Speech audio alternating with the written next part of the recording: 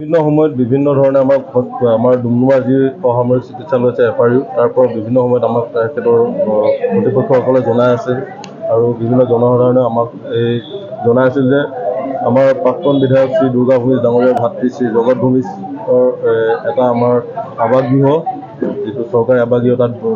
অবৈধভাৱে বেদখল কৰি ৰাখিছে সেইটো মুক্ত কৰি দিবৰ কাৰণে আমাক বহুত সময়ৰ পৰা বহুতজনে আমাক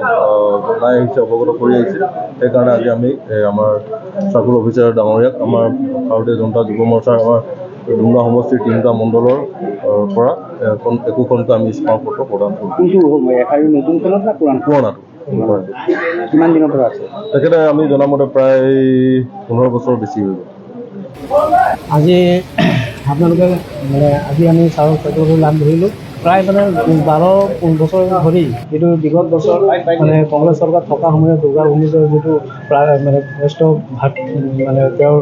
ভাই তেখেতে অবৈধ কৰি চৰকাৰী যি বাসগৃহ অবৈধ কৰি আছে এইটো কাৰণে বেদখল কৰি দিব লাগে যাতে আগন্তু আৰু চিভিলটো যাতে কিবা যদি কাম আগলৈও আহিব চৰকাৰী কামতো তাত আৰু সুবিধা ল'ব চৰকাৰৰ বেদখল মাটি চৰকাৰৰ মাটি হয় চৰকাৰী ধৰি সুবিধা দিব ৰাইজৰ কাৰণে সেইটো কাৰণে আমি আজি আমাৰ চাৰ্কুলাৰ অফিচাৰক লগ ধৰিলোঁ এই বিষয়ে আমি আজি স্মাৰকপত্ৰ দিলোঁ।